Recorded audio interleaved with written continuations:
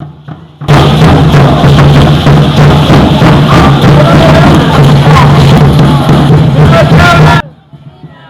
was a farm worker who stood up to very powerful interests. He stood up to guns, he stood up to the police, to fight for the basic rights and dignity of all people and farm workers.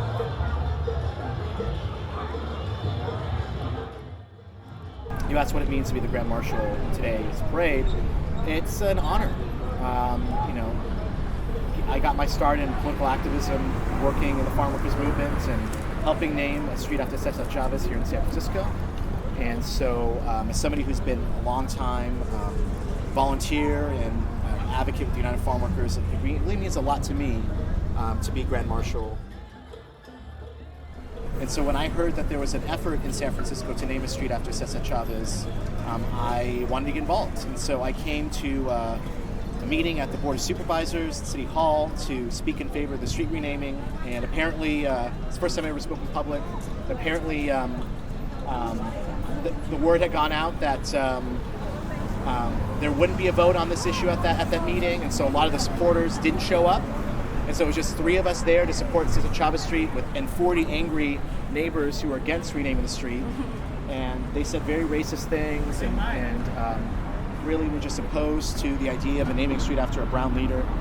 And that, the very racist, hateful things that they said to a 9-year-old kid speaking at his first public meeting just made me more angry and made me more inspired and motivated to fight to name a street after Cesar Chavez. So it was a long campaign. We eventually got the street renamed, and then it's there to this day. And it is, I think, a lasting symbol of what Cesar Chavez means, not just to Latinos, but to all people. So you asked in what ways do I think that Cesar Chavez has paved the way for people like me? Well, growing up at a time where Proposition 187 was on the ballot, which was a measure by Governor Pete Wilson to ban basic rights to undocumented residents in California.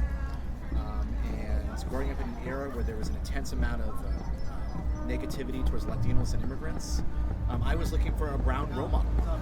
And as the son and grandson of farm workers and hearing about the struggles that my dad and my grandfather experienced working in the fields and living in the labor camps really inspired me to get involved and to really model my life after Cesar's commitment to nonviolence and to fighting for social justice and social change. And he showed that one person can make a difference, one person can lead a movement to create justice and equity for some of the most oppressed people in our society, and that inspires me. It inspires me that we can stand up to powerful interests and we can bring about meaningful change. And as the son and grandson of farm workers, and hearing of the struggles of my father and my grandfather working in the fields inspired me at a young age to get involved and to join the movement for farm workers' rights, to work to name a street in San Francisco after Cesar Chavez, which street's here to this day, and to model my life after his commitment to nonviolent social change. And now more than ever, we need to continue the struggle that Cesar started. And if Cesar was here today, he would say, not just organize, but resist against the Trump administration. So we need to continue the struggle against not only an unjust administration who is trying to demonize immigrants, to try to separate families, to try to divide communities, but we need to continue the struggle for basic rights and dignity for farm workers. So let's continue the struggle. Si se puede, and viva Cesar Chavez.